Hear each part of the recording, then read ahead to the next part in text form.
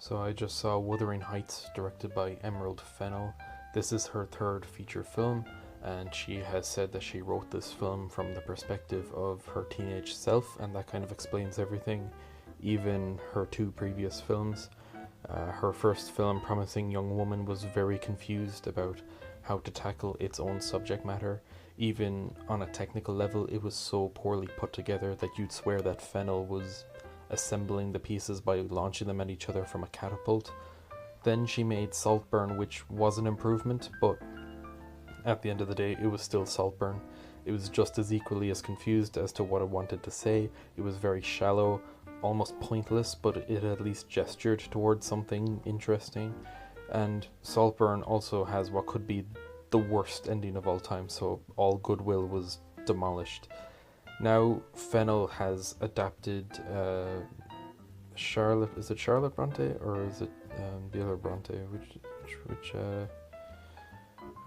Which one is this? I haven't read the book. Emily Bronte. Emily Bronte was the other one. So it's a classic novel. She's adapted Wuthering Heights, and now it's 3 films deep into her career, and it's clear that she's just going in circles. It's just as shallow, poorly written, and ham-fisted as her other films.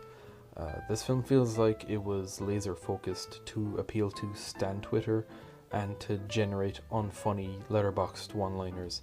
You know, it's for people who find stuff like Match My Freak funny. Emerald Fennell directing, Margot Robbie and Jacob Elordi in the leads, the source novel and Charlie XCX on the soundtrack. They all scream lab tested, like this feels like it was made by a committee. It was made by like a spreadsheet of statistics and analyses. Is that how you pronounce the word? Analyses.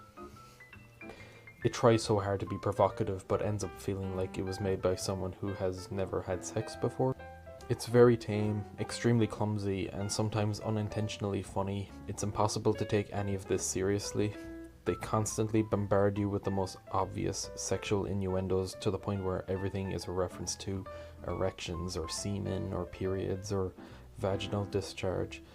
Honestly, it's embarrassing. It's just flat out embarrassing how like on the nose this film is, how substanceless it is.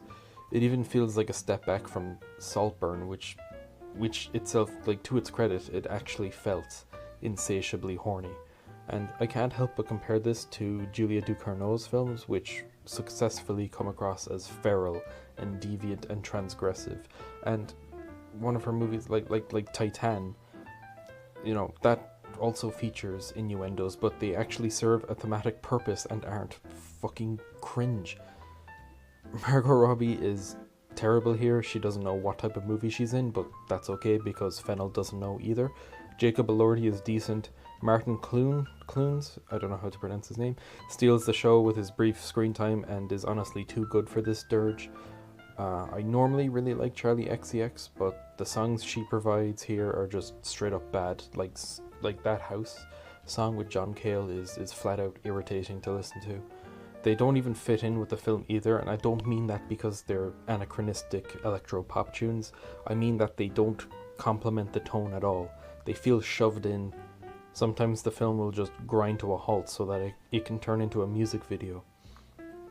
The production looks stellar, which is the only thing Fennell seems to be consistently good at. I like all the elaborate, colourful sets and costumes, even if some of them look out of place. Not much is done with them, so it's just a bunch of glossy imagery. Sometimes the camera cuts away before you even get a chance to fully appreciate them. This is a diluted, immature, and one-dimensional film that is as deep as a puddle. In terms of sexual zest, it's the movie equivalent of searching boobs on Google Images. Every single comedy moment fell flat, every character dynamic was rushed, and I am left wanting more in the worst way possible. I was bored to tears for the final hour and was begging for it to finish. Is this Emerald Fennell's worst film? I don't know. Poo versus shit, the age-old question.